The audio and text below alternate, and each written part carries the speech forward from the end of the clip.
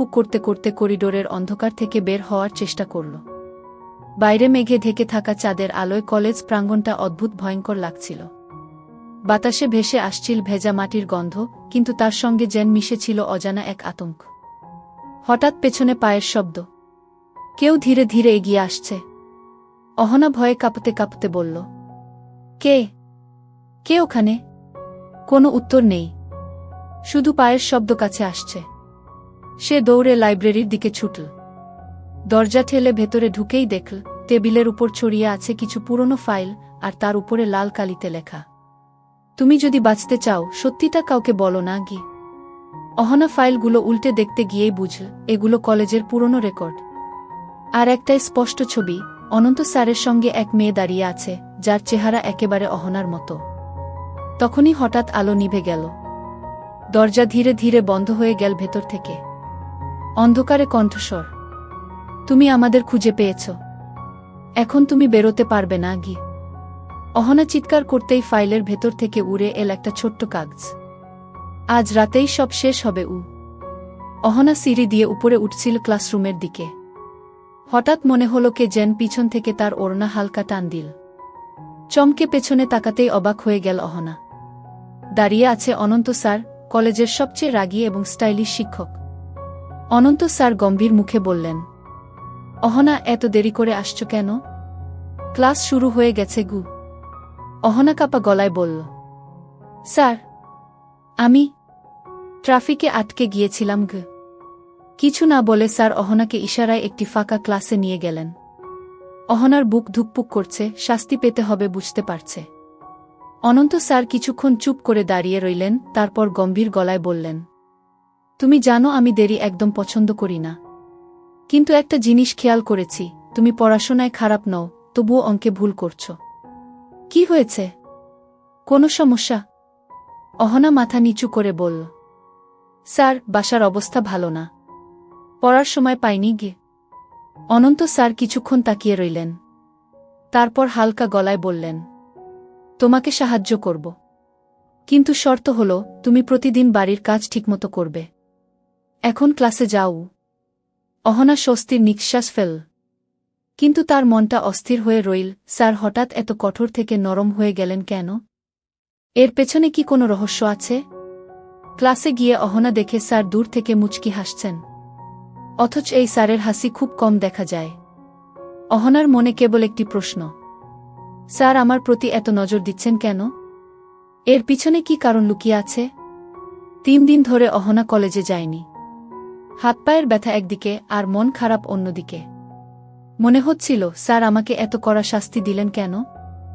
ওনার চোখে এত রাগ কেন? 3য় দিন অহনা সাহস করে কলেজে ফিরল। ক্লাসরুমে ঢুকে চমকে উঠল। অনন্ত স্যারের ডান হাতে সাদা ব্যান্ডেজ, তার উপরে শুকনো রক্তের দাগ। অহনা ধীরে ধীরে পাশের মেয়েটির দিকে ঝুঁকে ফিসফিসিয়ে জিজ্ঞেস করল, এই শুনো, স্যারের হাতে কি হয়েছে? মেয়েটি নিঃশ্বাস ফেলে বলল, কেউ জানে না। স্যার বলেন এমনি কেটে গেছে, কিন্তু দাগ দেখে মনে হচ্ছে গভীর কিছু গু। অহনার বুকটা কেঁপে উঠল। স্যারের মতো কঠিন মানুষ কি নিজের কষ্ট লুকোতে পারে? তবে আসল ব্যাপার কি? ক্লাসে পড়া শুরু হলো, কিন্তু অনন্ত স্যারের গলায় আজ এক অদ্ভুত ক্লান্তি। স্বাভাবিক রাগী ভাবটা নেই। অহনা লক্ষ্য করল মাঝে মাঝে স্যার ব্যথায় হাতটা হালকা চেপে ধরছেন। হঠাৎ অনন্ত স্যার বললেন, অহনা, বোর্ডে এসে আজকের সমাধানটা করক। অহনা কাপা হাতে মার্কার নীল। বোর্ডে অঙ্ক করতে করতে তার চোখ বারবার চলে যাচ্ছিল স্যারের হাতে। রক্তের দাগ যেন অনেক কিছু লুকিয়ে আছে। মনোযোগ দাও। স্যারের কণ্ঠে কঠোরতা ফিরল। অহনা চমকে উঠল। সমাধান শেষ করে বেঞ্চে বসল, কিন্তু মনটা কাঁপছে। ক্লাস শেষে সবাই বেরিয়ে গেল। অনন্ত স্যার হঠাৎ অহনাকে ডাকলেন, তুমি থেকে যাও, তোমার সাথে কিছু কথা আছে গি। অহনার বুকের ভেতর ধুকপুকানি আরও বেড়ে গেল। কেন ডাকলেন? আবার কি বকবেন? নাকি আরও শাস্তি? ফাঁকা ক্লাসরুম, বাতাসের শব্দ যেন অদ্ভুত নিস্তব্ধতা তৈরি করেছে। অনন্ত স্যার জানালার বাইরে তাকিয়ে গম্ভীর গলায় বললেন, তুমি কি জানতে চাও না আমার হাতে কি হয়েছে? অহনা চুপ। মনে হলো স্যার তার মনের ভেতরটা পড়ে ফেলেছেন। স্যার, ও অহনা ফিসফিসিয়ে বলল। অনন্ত ধীরে ধীরে তার দিকে ফিরলেন। চোখে ক্লান্তি আর চাপা কষ্ট। যা দেখছ তার চেয়েও ভয়ঙ্কর কিছু আছে আমার জীবনে। জানতে চাও? অহনার নিঃশ্বাস আটকে গেল। মনে হল এক অজানা রহস্যের দরজা খুলে যাচ্ছে তার সামনে। ঠিক তখনই বাইরে থেকে কারো পায়ের শব্দ। অনন্ত স্যার চমকে উঠে জানালার পর্দা সরালেন। দূর থেকে দেখা গেল কয়েকজন অচেনা মানুষ কলেজের মাঠে দাঁড়িয়ে অনন্তের দিকে তাকিয়ে আছে। স্যার ফিসফিসিয়ে বললেন, তারা এসেছে আমার জন্য। অহনা, তুমি কাউকে কিছু বলবে না, না হলে বিপদ হবে। অহনার চোখ বিস্ময়ে বড় হয়ে গেল। তারা কারা? স্যার কি জটিলতার মধ্যে আছেন? ফাঁকা ক্লাসরুমে অনন্ত স্যারের শেষ কথাগুলো অহনার মাথায় ঝড় তুল। তারা এসেছে আমার জন্য। কাউকে কিছু বলবে না, না হলে বিপদ হবে। অহনা কিছু বলার আগেই স্যার তাড়াহুড়া করে দরজা খুলে বেরিয়ে গেলেন। বাইরে পা রাখতেই অহনা দেখতে পেল মাঠের পাশে 3 জন অচেনা মানুষ দাঁড়িয়ে আছে। চোখে অদ্ভুত দৃষ্টি, যেন কাউকে খুঁজছে। স্যার সোজা তাদের পাশ দিয়ে হেঁটে গেলেন, কিন্তু তারা স্যারের দিকে তাকিয়ে রইল, যেন কিছু বলতে চাইছে। অহনার গা শিউরে উঠল। এরা কারা? স্যারের সাথে এদের সম্পর্ক কি? পরের দিন সকাল। অহনা কলেজের লাইব্রেরিতে একা বসে অঙ্ক কষছিল। হঠাৎ পাশের টেবিলে একটি ছোট কাগজ পড়ে থাকতে দেখল। তাতে অদ্ভুত কয়েকটি লাইন লেখা। যাকে তুমি বিশ্বাস করছো সে আসলে সত্যি নয়, সাবধান। অহনার হাত ঠান্ডা হয়ে গেল। কে এই চিরকুট রেখে গেল? স্যার, নাকি ওই 3 জন অচেনা মানুষ? ঠিক তখন অনন্ত স্যার লাইব্রেরিতে ঢুকলেন। স্বাভাবিক মুখে বললেন, অহনা, কালকে তোমাকে ভয় পাইয়ে ফেলেছি, কিন্তু তুমি যেভাবে মনোযোগ দিয়ে পড়ছ, ভালো লাগল। অহনা উত্তর দিল না। চিরকুটটা মুঠো করে লুকিয়ে ফেল। বিকেলে ক্লাস শেষ হলে অহনা কলেজের পেছনের বাগানের দিকে গেল। কারণ কাগজে আরও একটি লাইন ছিল। সত্য জানতে চাইলে বাগানের পুরনো শেডে এসো। অন্ধকার শেডের দরজাটা কড়মট করে খুলতেই অহনা দেখল ভেতরে এক অচেনা মানুষ দাঁড়িয়ে, মুখ আড়াল করা। সে ফিসফিসিয়ে বলল, তুমি অহনা? ওনার কাছাকাছি এসো না। উনি যাকে বলে শিক্ষক সেটা এক অভিনয় মাত্র। ওনার অতীত জানলে তোমার পৃথিবী কেঁপে উঠবে। অহনা চমকে গেল। কিন্তু তখনই পেছন থেকে আরেকটি কণ্ঠস্বর, গভীর, রাগী। এখানে কি করছো অহনা? ঘুরে দাঁড়াতেই দেখে অনন্ত স্যার। অনন্ত স্যারের রাগী কণ্ঠে পেছন থেকে ডাকা মাত্র অহনা কেঁপে উঠল। ফাঁকা শেডের ভেতরে দাঁড়িয়ে থাকা অচেনা মানুষটা মুহূর্তে অদৃশ্য হয়ে গেল, যেন কোথাও লুকিয়ে পড়েছে। অনন্ত স্যার ধীরে ধীরে এগিয়ে এলেন। এখানে কি করছো? অহনার কণ্ঠ আটকে গেল। কিছু বলতে পারল না। স্যার হঠাৎ চারপাশে তাকালেন, যেন কাউকে খুঁজছেন। তারপর নিচু গলায় বললেন, কেউ তোমার সাথে কথা বলেছিল? অহনা মাথা নাড়ল, কিন্তু মনের ভেতর ভয় আর প্রশ্নের ঝড়।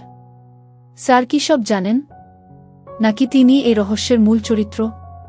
স্যার বললেন, তুমি যা দেখেছ, যা শুনেছ, সব ভুলে যাও। এই জায়গা আর কখনো আসবে না, না হলে বিপদ তোমার উপরও নেমে আসবে। অহনার বুক ধুকপুক করছে। স্যার, সত্যি কি? আপনি কি লুকাচ্ছেন? অনন্ত কিছু বললেন না, বরং দরজা খুলে বাইরে বেরিয়ে গেলেন। অহনা অসহায়ভাবে দাঁড়িয়ে রইল। পরের দিন কলেজে আরও অদ্ভুত ঘটনা ঘটল। অনন্ত স্যারের গাড়ির কাছে লাল কালিতে লেখা, সময় শেষ, সত্য প্রকাশ করক। ক্লাসে স্যারের মুখে কোনো অভিব্যক্তি নেই, কিন্তু অহনা দেখল স্যারের চোখে আতঙ্কের ছায়া। হঠাৎ লাইট চলে গেল। পুরো বিল্ডিং অন্ধকারে ডুবে গেল। ঠিক তখনই কেউ অহনার কানে ফিসফিসিয়ে বলল, ওর কাছাকাছি থেকো না, আজ রাতেই সব শেষ হবে। অহনা ঘুরে দাঁড়াতে গিয়ে দেখল কেউ নেই, কিন্তু অনন্ত স্যার দরজার সামনে দাঁড়িয়ে আছেন। তার দৃষ্টি সোজা অহনার দিকে। কলেজের অন্ধকার করিডোরে দাঁড়িয়ে আছে অনন্ত স্যার। তার চোখে এক অদ্ভুত দৃষ্টি, ক্লান্তি, রাগ আর ভয় মিশ্রিত।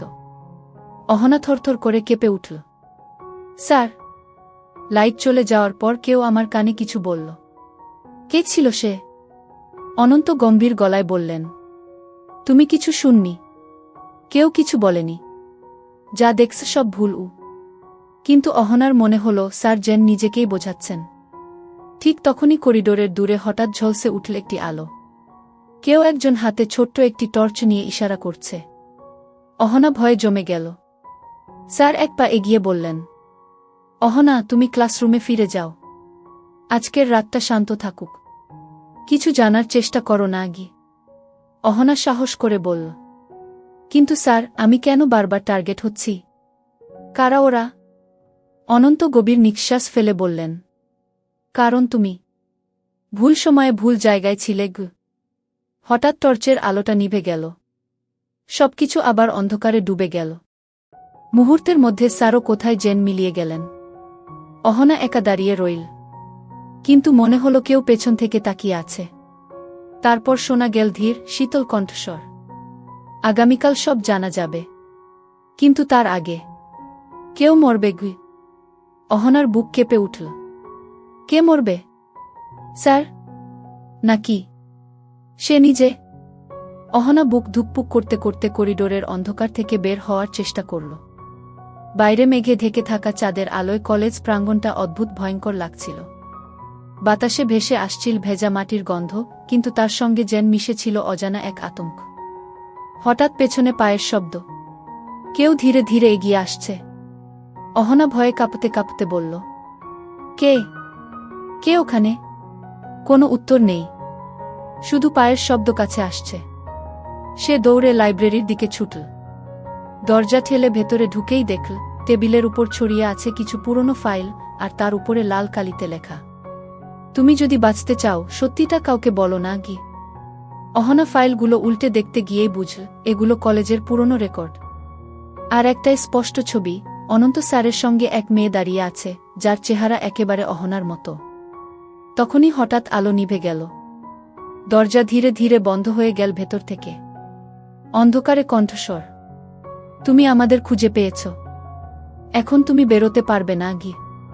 অহনা চিৎকার করতেই ফাইলের ভেতর থেকে উড়ে এল একটা ছোট্ট কাগজ। আজ রাতেই সব শেষ হবে।